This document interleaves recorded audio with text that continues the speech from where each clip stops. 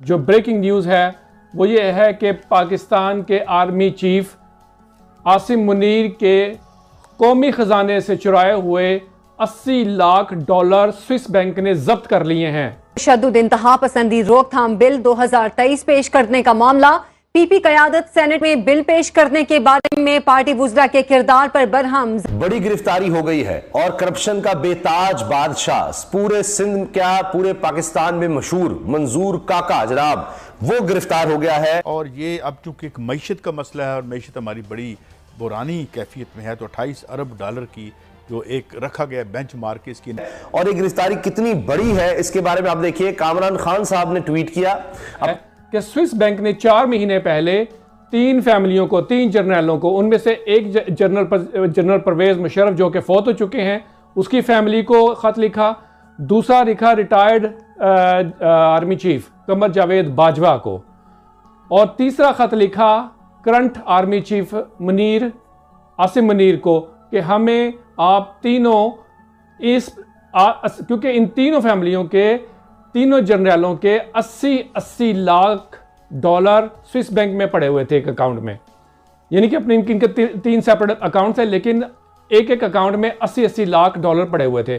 तो उन्होंने इनसे पूछा 4 महीने पहले ख़त लिख के कि क्योंकि हमने इसमें एफर्ट्स लगाए थे इंटरनेशनली, हमने आपको कहा था ये मत देखिए कि ये चैनल छोटा है, लेकिन हम एफर्ट्स करेंगे अपने तौर पर।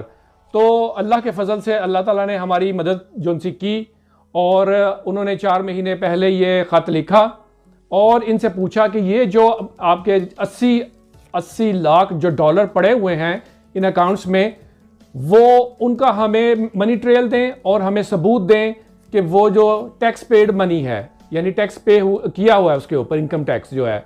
लेकिन इन तीनों लोगों ने, जनरल परवेज मुशर्रफ की ख़ानदान वालों ने, ये फैमिली ने, कमर जावेद बाजवा ने और current army chief Asim Munir ने बिल्कुल कोई जवाब नहीं दिया। और अब जाकर स्विस बैंक ने 4 महीने के बाद इनके 240 लाख डॉलर वो जब्त कर लिए हैं। हमने आपसे अपनी पिछली वीडियो में, जिसका थंबनेल चल रहा है, उसमें ये कहा था कि जर्नैलों की मौत उन्हें शहरों में ले आई है।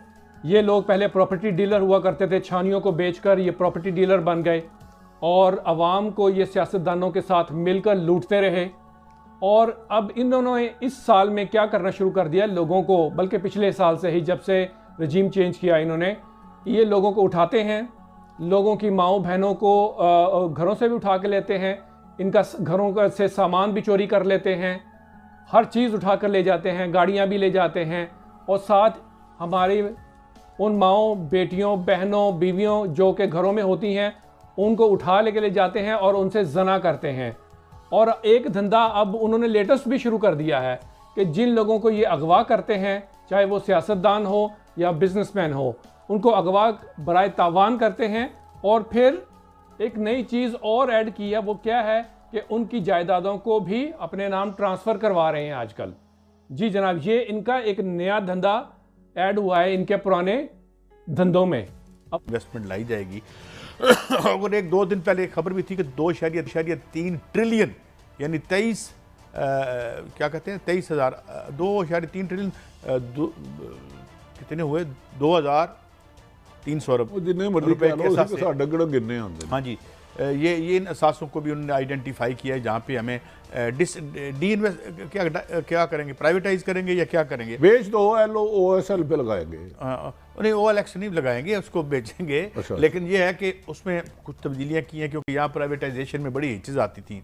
उसमें 2-3 कानून थे, जिस तरह ये है अपना आपका प्राइवेटाइजेशन का भी एक कानून है, एक्ट है बाकायदा, इसके अलावा और प्रोक्योरमेंट के एक्ट हैं।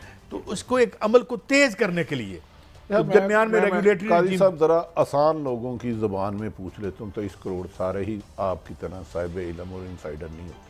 मोटी मोटी बातें बताएं, अगर कोई ये PIA बेचती है तो क्या इन्हें कोई अदालत, कोई महकमा नहीं पूछ सकेगा?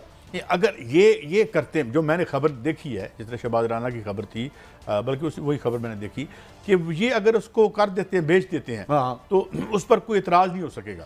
और उस पर वो जो लॉज हैं, पहले जो लॉज मौजूद हैं जो प्राइवेटाइजेशन के हवाले से होते थे कि भाई आपने कंसल्टेंट रखा, उससे पूछा ये फ़ोन कितने का है कितने का नहीं है, तो अब नहीं, क्योंकि वो उसमें बड़ी हिचेज होती हैं।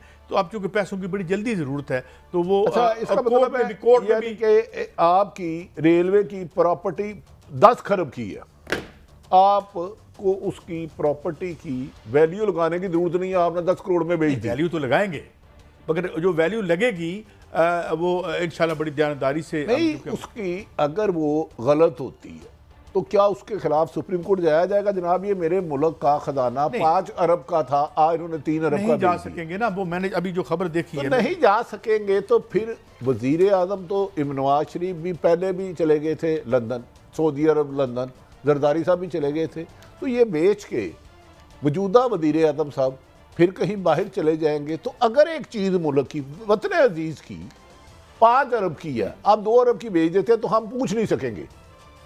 नहीं, उसमें ब्यूरोक्रेट्स शामिल होंगे, उसमें जो है नहीं, हेड तो उसे प्राइम मिनिस्टर करेंगे ना। देखें, आपने खुद फरमाया और उनकी तो अब दूसरी बोर्ड है, सरमायाकारी, आप कहना सरमायाकारी कौंसल 28 अरब डॉलर लाएगा।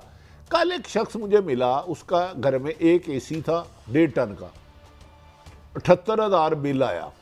तो सरमायाकारी तो होगी, जितनी आपने बिजली सस्ती कर दी है, गैस सस्ती कर दी है, आपकी इंडस्ट्री इतनी खुल रही है, तो 28 खरब क्या 28 अरब हजार खरब में सरमायाकारी होगी। मैं ये समझ मुझे नहीं आती ना कि ये जो अगर हम इसको प्राइवेटाइज, तो ये तो ना हो के कैसा, फिर ये ना हो कि अमेरिका और यूके, सऊदी अरब, यूएई और शहजाद मोहम्मद बिन फहद भी सिटी जो न्यू सिटी है वो पाकिस्तान बनाए। इतनी सरमायाकारी, तो इतना माहौल अच्छा तो पहले मादी में कभी नहीं था। देखिए, इंसाफ हो रहा है, किसी के साथ ना इंसाफी नहीं हो रही, सरमायाकारी तो होगी। फिर देखिए सरमायाकारी तो भट्टी साहब बात यह है कि सरमाया जहाँ पे प्रॉफिट होगा ना, चाहे वो अफ्रीका का कोई टूटा फूटा मुल्क रवांडा हो, चाहे कोई जगह हो, जहाँ माल होगा वहाँ ये जाएंगे। अभी आप देखें ना, मैं एक दफ़ा एक बहुत बड़ी मल्टीनेशनल का ऑपरेशन था इधर सिंध में, कहीं डैरकी के आसपास, मैं वहाँ गया भट्टी साहब, तो वहाँ पे जिस तरह से सिंध के अंदर उनके हालात तो हैं, मगर जूँ ही में उनकी कॉलोनी में घुसा तो मुझे लगा मैं यूरोप आ गया हूँ। माशाल्लाह, यानी तरक्की तो हुई ना, चाहे 4 बंदों के लिए हुई। नहीं, देखिए तरक्की है, इधर कुछ जगहों पे जाए तो आपको पाकिस्तान नहीं लगेगा, वो एक अलग मुल्क होगा। अच्छा, कई साहब हमेशा मैंने सुना था असम्बलियाँ कानून साजी करती हैं 23 करोड़ आवाम की बेहतरी के लिए, और तमाम इंकशाफात के साथ साथ पूरा बैकग्राउंड भी बताया 2008 से 2015 तक किस तरह से अरबा रुपया, यानी आप देखिए सिंध बिल्डिंग कंट्रोल अथॉरिटी के करता धरता, आपने जाली एनओसी लेने हैं, बिल्डिंग जैसी मर्जी आप बनाएं, बस पैसा बहाते रहे। और ये वक्त आप जरूर नोट करें 2008 से 2015 किसकी हुकूमत? पाकिस्तान पीपल्स पार्टी की। और अब ये पाकिस्तान आकर गिरफ्तार होता है, जबकि इसके पास फॉरेन नेशनैलिटी भी थी। लेकिन ये क्यों पाकिस्तान अब आया? क्योंकि अब सारे मुआफिया करवा रहे थे अपनी। ये मैं नहीं कह रहा, ये खबर है कि ये वापस इसलिए आया कि जनाब शहबाज शरीफ सारा खानदान, जरदारी साहब सारा खानदान, सबके केसेस खत्म हो रहे हैं। तो यही वक्त है कि अब सबको माफिया मिल रही हैं, सारे केसेस खत्म हो रहे हैं, जाके केस ही माफ करवा लो, वरना बाहर बैठा था, इसका किसी ने क्या बिगाड़ लेना था। जो कि सरकारी प्रोटोकॉल में यानी बिल्कुल जबरदस्त तरीके से यहां से उसको बाहर भेजा गया एयरपोर्ट से।